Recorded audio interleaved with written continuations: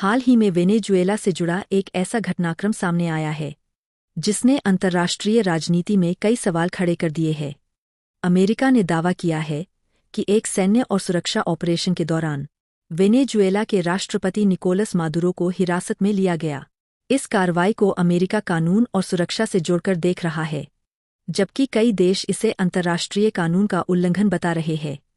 इस वीडियो में हम समझेंगे ये ऑपरेशन क्या था, यह कैसे अंजाम दिया गया और इसके बाद वेनेजुएला और लैटिन अमेरिका में क्या बदल सकता है। I welcome you to all my channel Gyan Prakash Insights. सोचिए जरा, इतिहास में ऐसा कितनी बार हुआ है कि एक देश की फौज दूसरे देश में घुसकर वहां के राष्ट्रपति को ही गिरफ्तार कर ले। सुनने में ही किसी फिल्म की कहानी जैसा लगता है ना, लेकिन ये सच में हुआ। आज हम बात कर रहे हैं वेनेजुएला में हुए एक ऐसे ही हैरान कर देने वाले अमेरिकी मिलिट्री ऑपरेशन की। नाम था ऑपरेशन एब्सोल्यूट रिजॉल्व। तो कहानी की शुरुआत होती है 3 जनवरी 2026 से। सुबह के 2 बजे थे। वेनेजुएला की राजधानी कराकस शहर गहरी नींद में डूबा हुआ था। लोगों को अंदाजा भी नहीं था कि उनके शहर के आसमान में एक बहुत बड़ा और बहुत ही खतरनाक ऑपरेशन बस शुरू होने ही वाला था। और फिर कुछ ही पलों में पूरा शहर जोरदार धमाकों से दहल उठा। चारों तरफ बस लड़ाकू विमानों की गड़गड़ाहट गूंज रही थी। स्थानीय लोगों और मीडिया रिपोर्ट्स के मुताबिक रात के उस अंधेरे में पूरे शहर में दहशत और अफरा तफरी का माहौल था। किसी को समझ नहीं आ रहा था कि आखिर हो क्या रहा है। तो इस पूरी घटना को ठीक से समझने के लिए हमने इसे 5 हिस्सों में बांटा है। सबसे पहले देखेंगे कराकस पर हुए हमले को, फिर जानेंगे कि ये ऑपरेशन एब्सोल्यूट रिजॉल्व आखिर था क्या। इसके बाद राष्ट्रपति की गिरफ्तारी के बाद क्या हुआ, दुनिया भर से कैसी प्रतिक्रियाएं आई, और आखिर में सबसे बड़ा सवाल कि अब वेनेजुएला का भविष्य कैसा होगा। चलिए शुरू करते हैं पहले हिस्से से, कराकस पर धावा।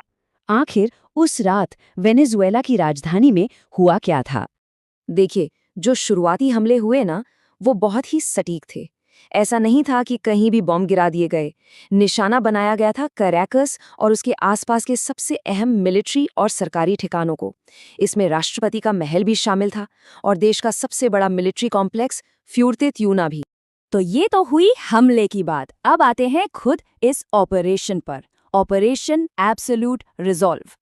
सवाल ये है कि इतने बड़े और मुश्किल अमेरिकी मिलिट्री ऑपरेशन को अंजाम कैसे दिया गया। देखिए, ये कोई छोटा मोटा ऑपरेशन तो बिल्कुल नहीं था। अंदाजा लगाइए, इस एक मिशन में 150 से ज्यादा एयरक्राफ्ट शामिल थे। मतलब American navy, air force, marine corpse सब एक साथ थे। इसी से पता चलता है कि ये ऑपरेशन कितना बड़ा था। और बात सिर्फ संख्या की नहीं है। इस मिशन में अमेरिकी सेना की सबसे एलीट, सबसे खतरनाक यूनिट्स को शामिल किया गया था। हम बात कर रहे हैं आर्मी डेल्टा फोर्स की, FBI की हॉस्टेज रेस्क्यू टीम की।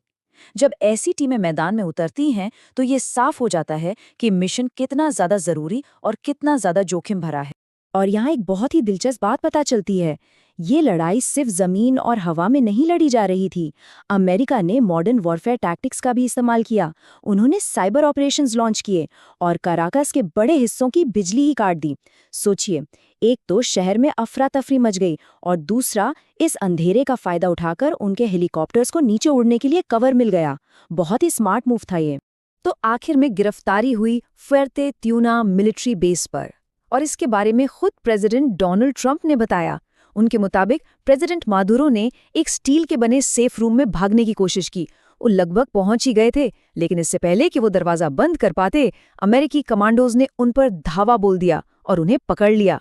तो ठीक है, मिलिट्री ऑपरेशन तो पूरा हो गया, लेकिन अब कहानी का एक नया और शायद ज्यादा पेचीदा हिस्सा शुरू होता है, कानूनी और राजनीतिक मोर्चा। एक देश का राष्ट्रपति दूसरे देश की हिरासत में था। पूरी दुनिया की नजरें इसी बात पर थीं कि भाई अब आगे क्या होगा। सब कुछ बहुत ही तेजी से हुआ। आप टाइमलाइन देखिए, सुबह 2 बजे हमले शुरू हुए, लगभग 4:30 बजे तक मदुरो को पकड़ लिया गया। सुबह उन्हें एक अमेरिकन वॉरशिप पर ले जाया गया और शाम होते होते तो वो न्यूयॉर्क शहर में थे, अमेरिकी जमीन पर। और न्यूयॉर्क पहुंचते ही ये बात भी साफ हो गई कि ये कोई राजनीतिक हिरासत नहीं है। मादुरो और उनकी पत्नी पर बहुत ही गंभीर आपराधिक मामले चलाए जाने थे। उन पर नार्को टेररिज्म यानी ड्रग्स और आतंकवाद की साजिश, कोकीन इंपोर्ट करने की साजिश और हथियारों से जुड़े कई संगीन आरोप लगाए गए। उसी वक्त प्रेसिडेंट ट्रंप ने अमेरिका के इरादे भी साफ कर दिए। उन्होंने कहा कि जब तक वेनेजुएला में एक सुरक्षित और सही तरीके से सत्ता का हस्तांतरण नहीं हो जाता, तब तक अमेरिका ही देश को चलाएगा। और हाँ, उन्होंने ये भी कहा कि हम वहाँ के तेल के कुओं को फिर से शुरू करेंगे। और उधर कराकस में क्या हो रहा था? वहाँ वाइस प्रेसिडेंट डेल्सी रॉड्रिगेज ने एक्टिंग प्रेसिडेंट के तौर पर कमान संभाल ली। उन्होंने अमेरिका के इस एक्शन को बर्बर अपहरण कहा और मादुरो को फौरन रिहा करने की मांग की। इस एक घटना ने, आप कह सकते हैं कि पूरे दुनिया को दो हिस्सों में बांट दिया। सिर्फ अंतर्राष्ट्रीय स्तर पर ही नहीं, बल्कि खुद अमेरिका के अंदर भी इस पर एक जबरदस्त बहस छिड़ गई। और इस बहस ने गहरे मतभेदों को एकदम साफ कर दिया। सबसे बड़ी बहस तो इस बात पर थी कि क्या ये कानूनी तौर पर सही था।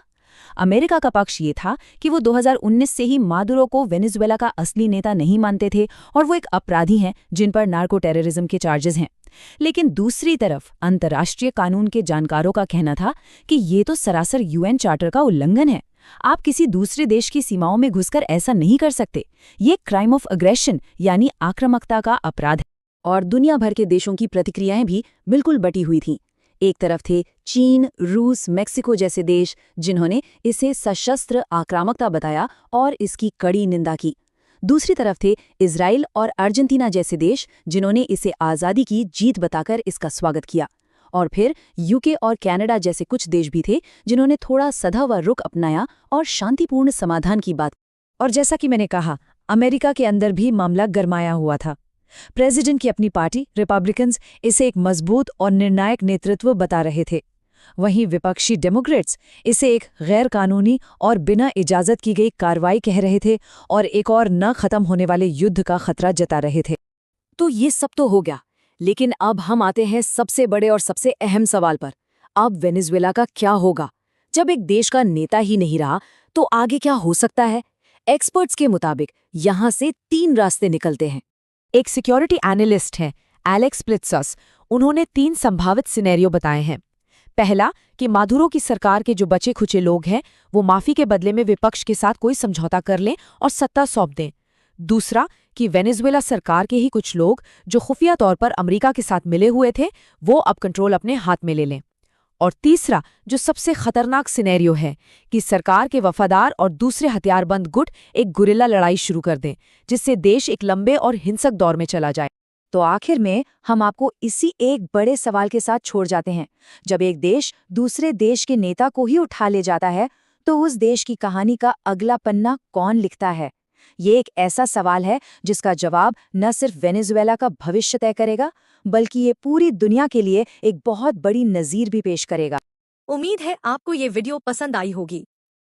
अगर वीडियो यूजफुल लगी हो तो लाइक और शेयर जरूर करें। ऐसे हाई इन्फॉर्मेटिव वीडियोस के लिए चैनल को सब्सक्राइब करें। ज्ञान प्रकाश इनसाइट्स। धन्यवाद।